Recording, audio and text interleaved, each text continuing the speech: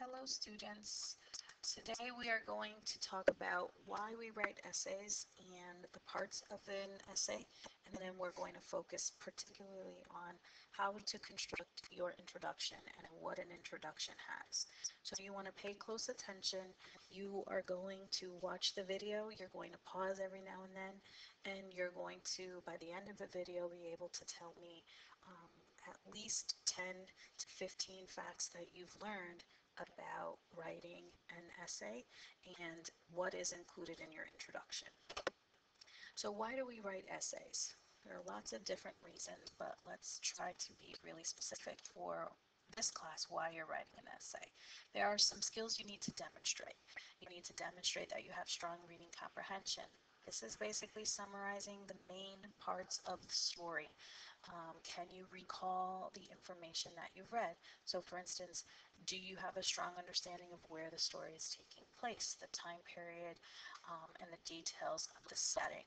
Do you have a strong understanding of the characters and how the author is using characterization in the story, especially when it comes to that indirect characterization that we talked about, making inferences that are not on the page? Your essay will allow you to demonstrate that you have those skills. Can you take what the author has given us and make some of your own interpretations and inferences? You are going to, through your essay, demonstrate that you have a strong understanding of the conflicts in the story. We've been talking about internal versus external conflicts. What is the character struggling with on an emotional level, on a personal level, inside his heart, inside her mind? What are the forces that are working against the main character? Is it another character in the story? Is it the weather, or is it society as a whole? Through your essay, you'll be able to show us that you have a strong understanding of that. You're going to be able to demonstrate that you have read closely. So not only do you have basic comprehension, but you also have those skills that show that you are the type of reader that read first to kind of get that basic understanding, but now you've read a second time because you want a deeper understanding. And the third read really happens when you do your essay, when you go back to find that textual evidence to really help you prove a point or an argument or a thesis. You want to be able to demonstrate that you have both active and critical reading skills, and we've been doing that up to this point with what we've read for so far this year. You have been reading critically by asking questions, by annotating. You've been defining words that you don't know. You've been identifying types of figurative language. Can you pull all that together to demonstrate that you can think critically or demonstrate critical thinking? Well, what is critical thinking? It's the ability to make inferences, to analyze, to explain, and to evaluate, to show your teacher through your essay that you really have a thinking cap on, and you didn't just read the story because it was assigned to you, but to think about some concept or idea or thematic topic that is important, that authors often take the time to write about because it's important to humanity. So what is critical thinking? Well, they're the arguments that you're going to make sometimes about your ideas about the character, your interpretations, your assertions, those statements that you feel are actual fact, even if someone else might disagree with you. They could be statements about the characters themselves or about people in general.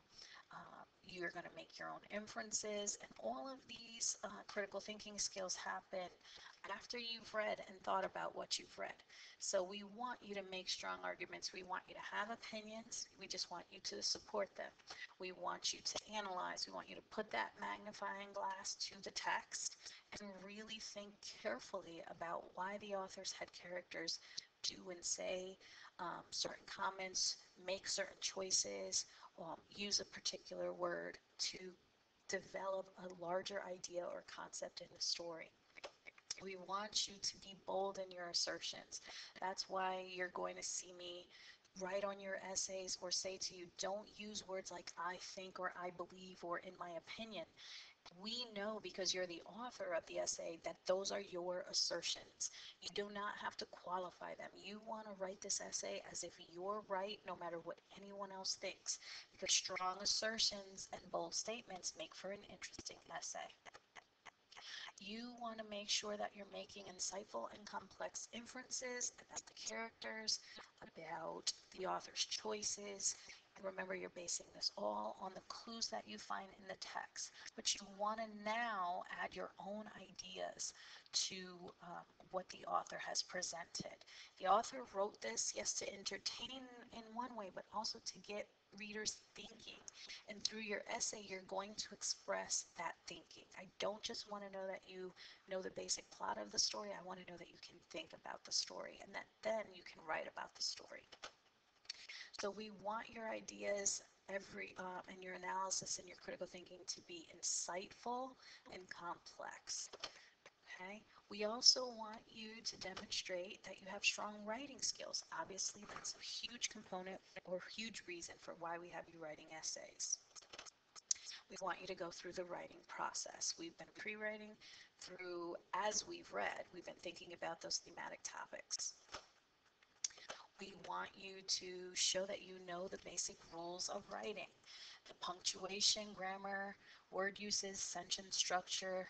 We're going to focus very carefully on the rules of capitalization and punctuation. We want to help you find your voice as a writer. So that's why we write a lot. We want to distinguish between the formal and the informal. Our essays when we write are formal. Okay, so we need to make sure that our wording is not too informal. So we need to practice that. So we're going to avoid writing gonna, and we're going to avoid abbreviating or using cliches like a picture's worth 1,000 words, because that's more informal. That's how we talk to each other. That's not necessarily how we want to write.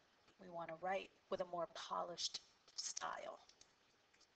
So what are the main parts of an essay? For our intents and purposes this year, we're going to think of it in 3 parts: the introduction, body paragraphs, and conclusion. Well, what belongs in your introduction and why is it important? Well, the introduction, I want you to think of it as important because it really is going to tell your reader what your main topic is. It's going to tell your reader what literature you're going to analyze. It's the roadmap. Okay, guys, it is going to really take your reader from a broad topic to a really specific point that you are going to prove throughout the body of your essay. So it's kind of like the trailer or the preview that really gets people or your reader into what you want to write. So what's most important is the first thing, or not most important, but what is important and allows you to be a little creative is the hook.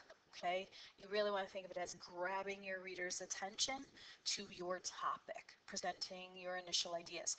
The trick with the hook is it cannot be more than 2 sentences. Anything after 2 sentences is too many, and it really should just be 1 sentence. Okay, so there are a couple different ways to write a hook that I want us to practice this year.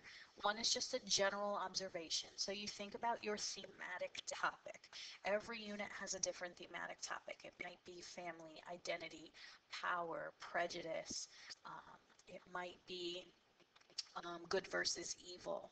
Okay, so you want to think generally about your topic and make an observation about it. 1 or 2 sentences that is going to intrigue your reader. You can ask a thought-provoking question about the topic and maybe hint at what you hope to answer through the body of your essay. Now, you probably want to think about why you're asking that question.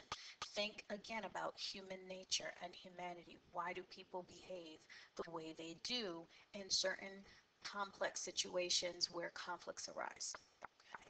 Remember, that's the reason why authors write, to really try to analyze humanity. So what exactly belongs in your introduction? This I'm going to be really strict about. So besides your hook, you are then going to write your bridge, or think of it as a transition. And basically all that is you're going to introduce your author and the piece of literature or pieces of literature that you're going to use to analyze your topic.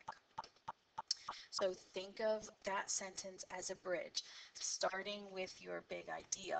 Here's what's going to happen in the middle. Well, I'm going to use this piece of literature by this author to talk about this big idea of family or power or revenge or war and how it affects people. It's really a way to connect that big idea to the text. Okay, it must include the author's first and last name, and I can't stress it enough to please, please, please spell and capitalize carefully and accurately. Same with the title in the proper format. So remember, short stories and poems would go in quotations because they're shorter pieces. The episode of a television show would go in quotations, and longer pieces like plays and novels would be italicized. If you're writing an essay by hand, you would underline it. So in addition to your hook and your bridge, you are going to have your thesis and your introduction. And basically, it's very simple. What will you be proving in this essay? That will be your answer to that question would be your thesis. Sometimes I will provide you with the thesis, and sometimes you will be creating your own. Usually I'll provide the thesis or at least some options for thesis statements in the first and second quarter, and third and fourth quarter you would be developing your own. So the other last part of your introduction would be your 3 supporting claims. So here's your thesis. What are you going to be proving in this essay? And your 3 supporting claims are the 3 clear reasons that your thesis is valid or true. I would like you to avoid making these specific examples or textual evidence. You want them to be reasons. So you want them to be a little bit more broad, but based on the text. And this will take practice. And again, usually initially first and second quarter, I will be guiding you or helping you or sometimes even giving you those 3 clear reasons. And eventually you will be coming up with those yourself. Okay guys, so I hope you have paid attention, you have some good facts. You are going to have a little mini quiz on the introduction, and you can use your notes that you've taken today on that mini quiz. I'm suggesting that you watch this video twice so that you really know that you have all the information that's needed. Okay guys, thanks for watching.